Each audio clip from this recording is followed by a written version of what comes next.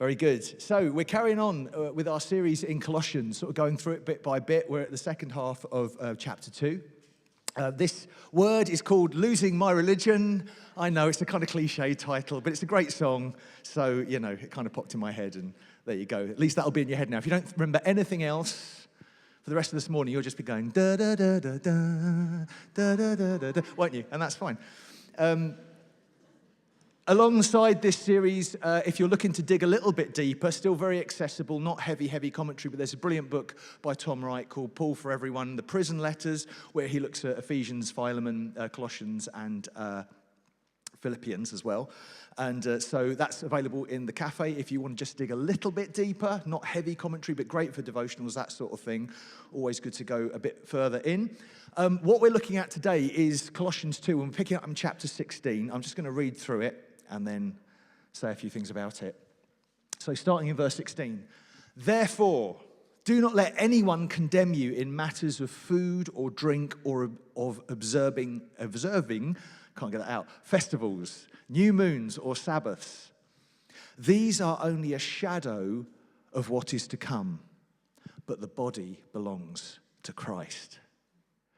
Do not let anyone disqualify you, insisting on self-abasement and worship of angels, initiatory visions, puffed up without cause by a human way of thinking, and not holding fast to the head, from whom the whole body, nourished and held together by its ligaments and tendons, grows with a growth that is from God.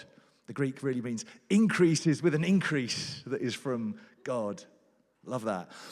If with Christ you died to the elemental principles of the world, why do you live as if you still belong to the world? Why do you submit to regulations? Do not handle, do not taste, do not touch. All these regulations refer to things that perish with use. They are simply human commands and teachings. These have indeed an appearance of wisdom in promoting self-imposed piety, humility, and severe treatment of the body, but they are of no value in checking self-indulgence. So I kind of set this up with two words just before I went on holiday. I've been away for 2 weeks on holiday. Thanks for the guys that stepped in and preached while I was away.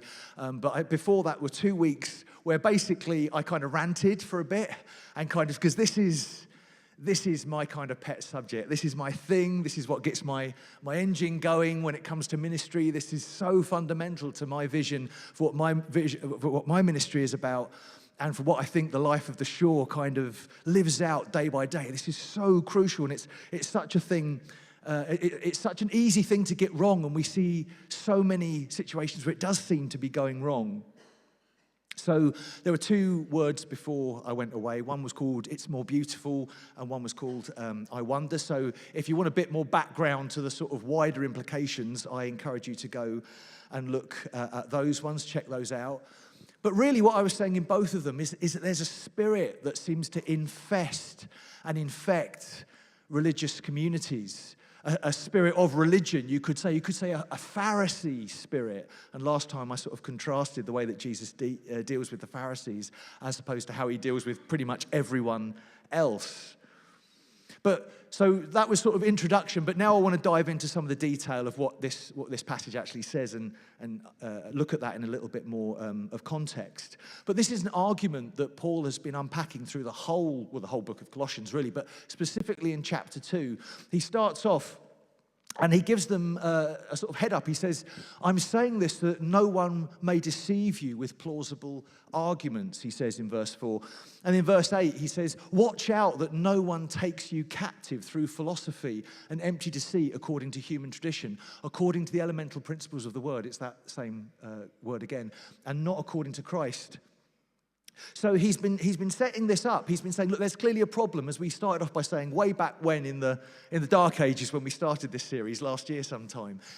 Paul is writing to the Colossians because there's some sort of problem. There's something that's going wrong. There's something that's happening in their community that he's concerned about and he wants to speak into.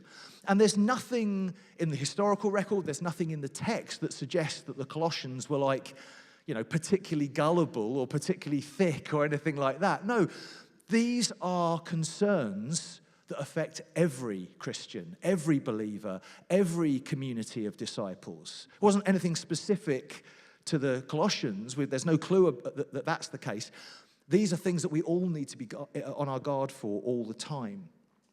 And all the way through, Paul's solution to this has been this kind of laser-like focus on Christ alone, on Jesus. It's all about Jesus. It's not about any of these other things that kind of muscle in and kind of stick their elbow into the experience of being part of a church or the experience of trying to be a disciple. When the minute we get together, there's all these other voices and these other concerns that seem to kind of nudge their way in. And Paul's concern throughout has been, no, these are distractions at best. At worst, they're idols. And he goes on. And as I say, his focus has been just to say, do you understand who Jesus is? He gives us this beautiful hymn that goes through chapter 1 of, do you understand who Jesus is?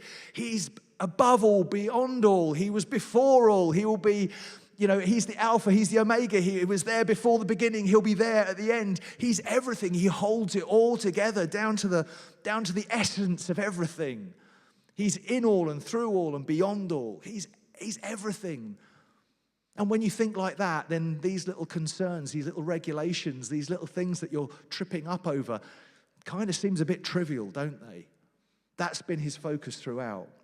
He really can't say it enough. He's stretching his poetry. He's stretching his language just to impress upon these Colossians and to impress upon us too just how awesome and central and how everything Jesus is. It's all about Jesus and no one else, nothing else.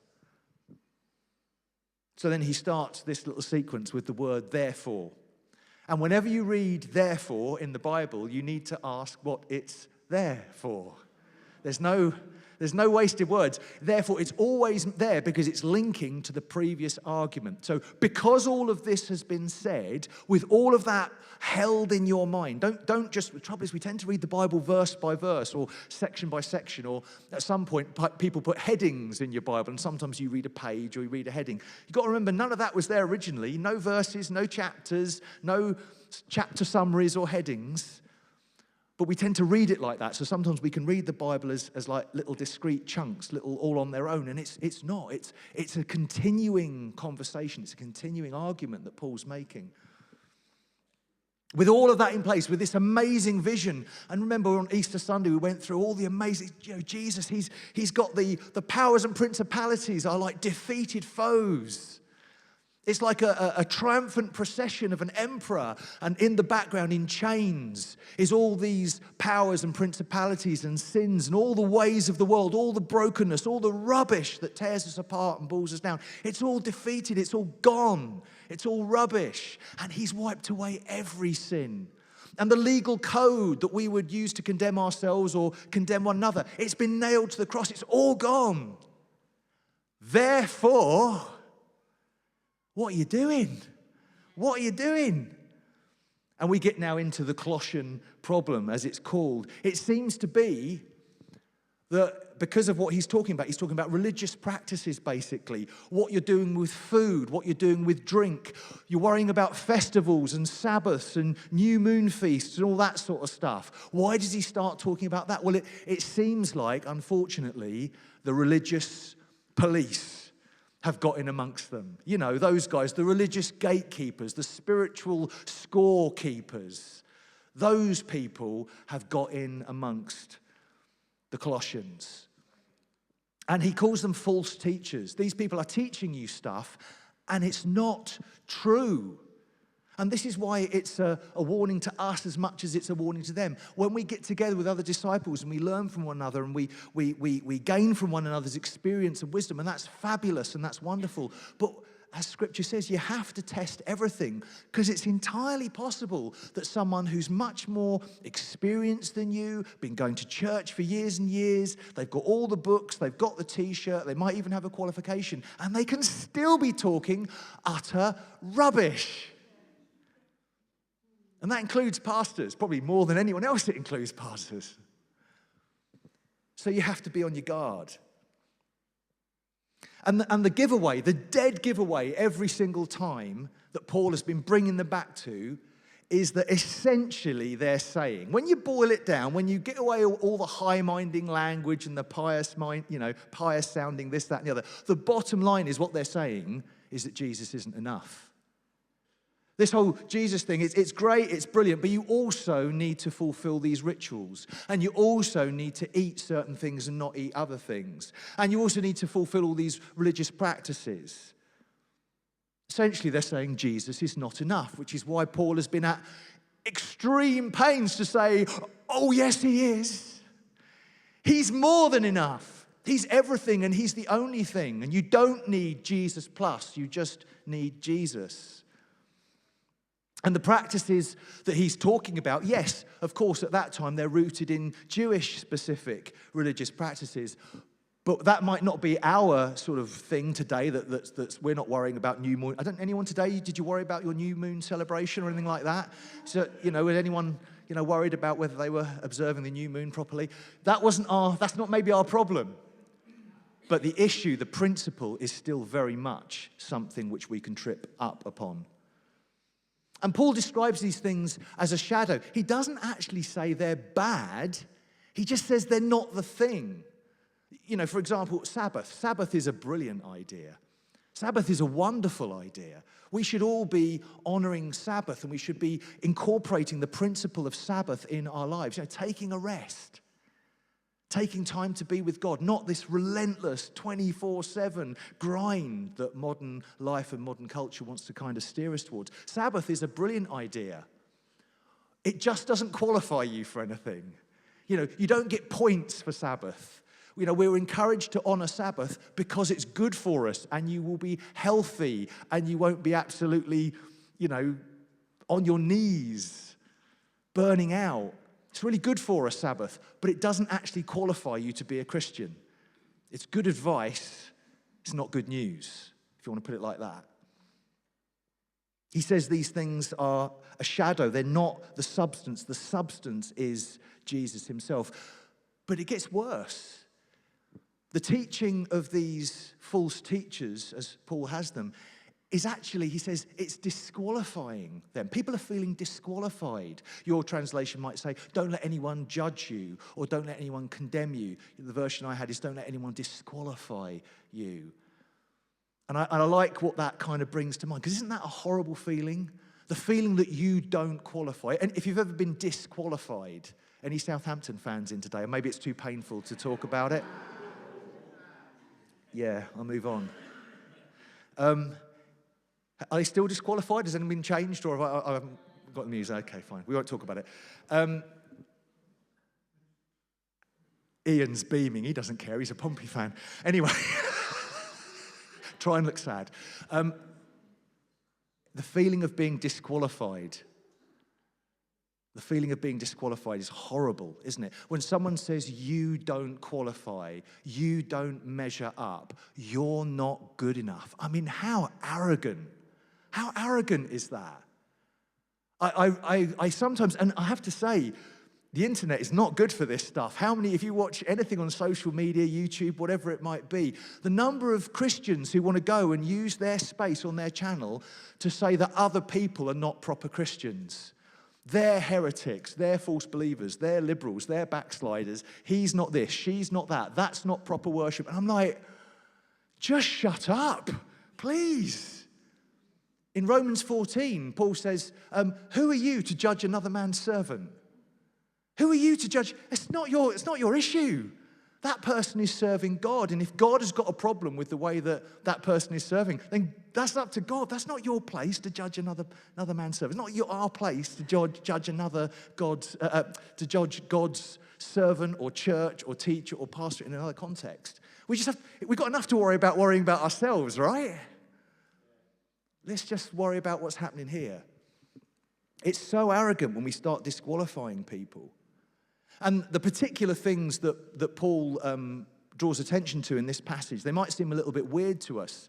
They're translated in different ways. The Greek here is a little bit tricky. I'm not going to go into details because I don't understand it. But anyway, I'll pretend I do. The Greek here is very tricky.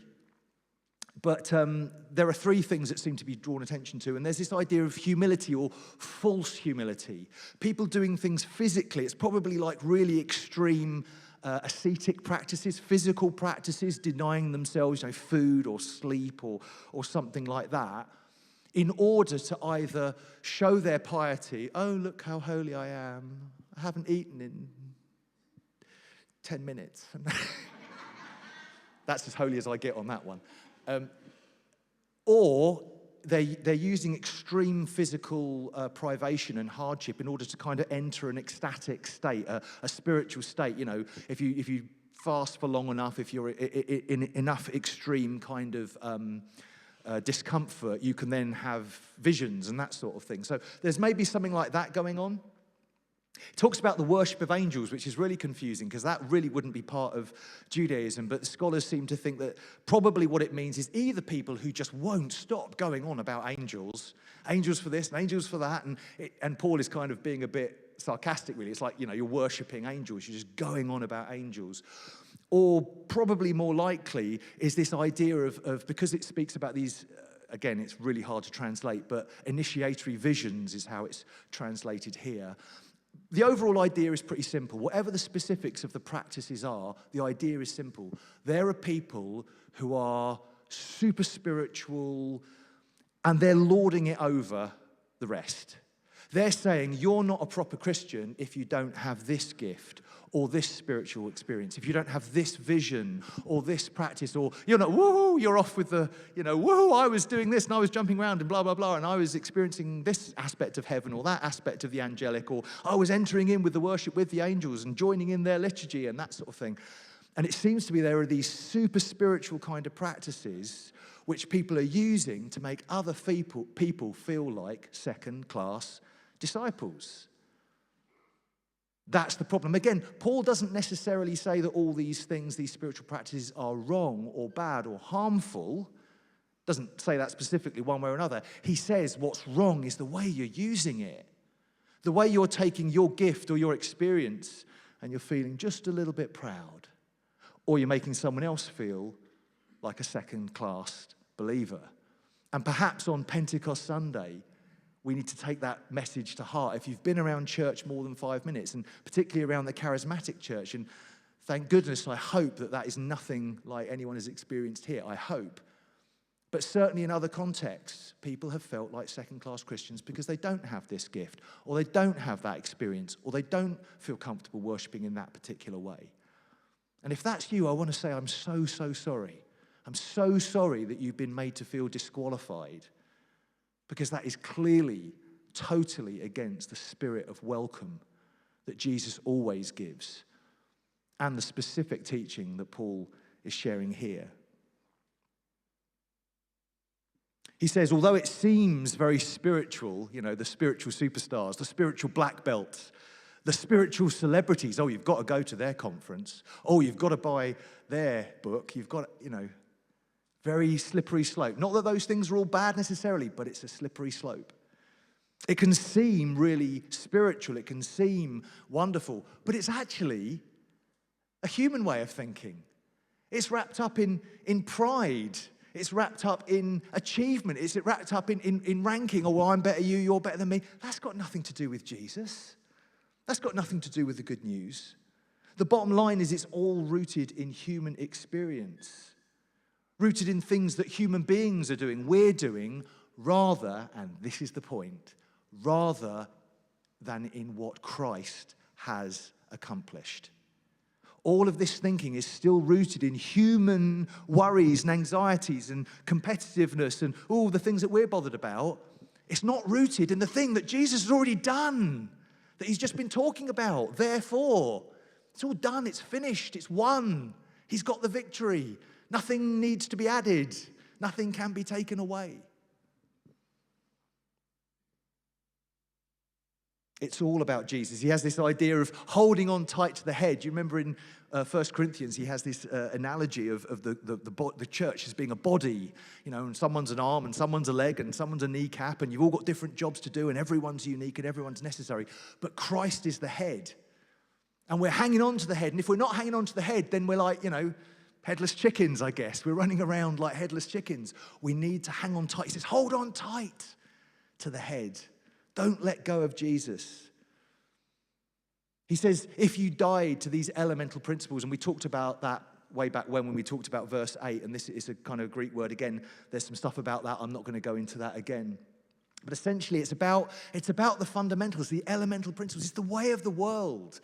All the assumptions that people had. If you're still living in all the old assumptions that you always had before you met Christ, well then, you've kind of missed the point. You've missed the boat.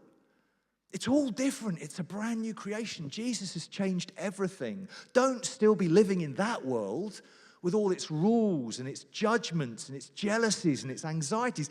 Who wants that stuff? It's all done. It's finished. And he talks about these things, these regulations, these rules. Don't handle, don't touch, don't taste. Obviously, there's talking about different things. It reminds me of things that make you so-called unclean or that make you ritually impure or something. And it reminds me, I shared a little bit last time when Jesus is speaking to the Pharisees. And he says, you're so worried about external things, what you've touched, what you look like. You can't go into this house, or you can't speak to that person, or you can't eat this food. And you're so worried about all the external things. It's rubbish. Worry about what's on the inside. Clean the inside of the cup, Jesus says. Worry about that stuff. All the rest of it is nonsense. It's human wisdom. It has the appearance of wisdom, he says, but no value in checking, and your translation might vary. It says checking self-indulgence in this version. The word is, it has no value in checking the flesh, is the literal word.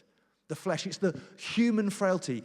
All of these worries, all of these anxieties, it doesn't actually change that fundamental human frailty that we all have, the brokenness, the sin, the tendency to blow it and get it wrong. It doesn't help. You think it can seem very high-minded, it can seem very serious-minded, it can seem very exciting or exotic or powerful, but we're still living in that human realm. It's all the human concerns, when actually what we're being invited to do is to fly above that, to recognize that Jesus has changed the universe. It's a whole new creation. It's a cosmic shift. And it's not based on what you do or I do or what we don't do. It's based on what Christ has done. It is finished. It's accomplished. And adding on my, yes, but I didn't eat shellfish. So what? Next to the accomplishment of the cross. And that's not to knock or to criticize, but that's Paul's point. It's done, it's finished. The world is a different world. Kind of moving into sort of my conclusion now. So we'll be handing over to Kim again in a second, and we'll be working out how to kind of respond to this and what this means for us individually and how we might pray this into our lives. But I just want to kind of focus in on the detail. When we get locked into that religious way of thinking, that's why it's called losing my religion, the old Pharisaic spirit, as I called it last time, that way that wants to lock us into the Jesus plus something else. And that is always the danger. Oh yeah, Jesus is all very well, he's great. Yeah, but you also need this experience, or you also need this practice, or you also need to make sure you're not doing this. And we lose our grip on Jesus alone. And it becomes Jesus plus something. That's always the danger. And there's no good news in that. That's not news. That's just the same old story. That's recycling, karma or self-effort or, special things for special people. There's nothing new in that. There's no news, and there's certainly no good news in that version of the gospel. It's all about Jesus. In our day, as much as in Paul's, it can be so easy to fall into that trap. You need to tick this box. You need to do this or don't do that. You need to achieve this or achieve that, or behave like this or look like that. You need to have this gift or accomplish this spiritual experience. And once again, if you've ever been made to feel like that, I am so sorry. That is not the good news of Jesus. And at the shore, as far as it is in my power to affect anything, which is, limited sometimes. But as far as it is within my power, we will never disqualify anyone. You will never be disqualified from being part of this community. As long as I have anything to say about it, as long as the leadership team have anything to say about it, you will never be disqualified. Everyone is welcome. It's the thing I love about here. We don't pretend that we're something we're not, so we can't fail to meet our own standards. Isn't that great? We don't pretend we're something. We value authenticity. We value reality. We value vulnerability. That's why so many of the testimonies we've been sharing over the last few weeks have been so wonderful. People have been so vulnerable. That's it. Because who's got time for all the nonsense? Who's got time for that layer of pretense and pretending that goes on top?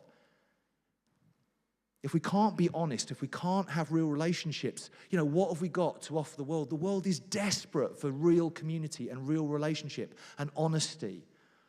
And if you're just checking us out today, please do connect with us. Relationship is what it's all about. Please do scan one of the QR codes on the wall there or at the back or in the thing. Get connected. Come along. Make connection.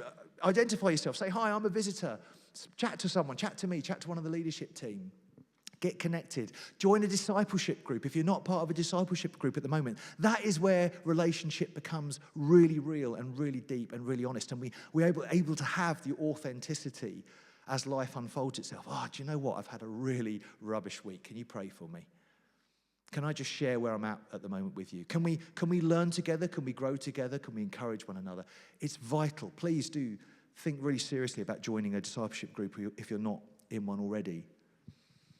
It's about honesty. It's not pretending. It's not striving to make the grade because we don't need to.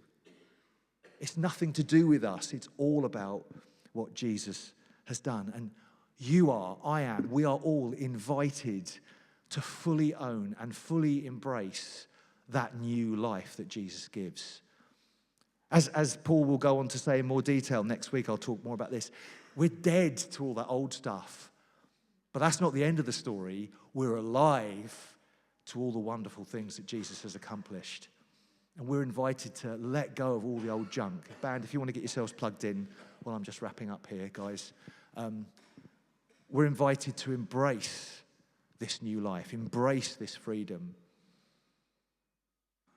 Let go of all those negative, toxic messages that would have made us feel disqualified or second best, or we need to strive, or we need to earn, or we need to work our way into the gift that Jesus freely gives us. Amen. I'm going to hand over to Kim again, and we'll see where we go.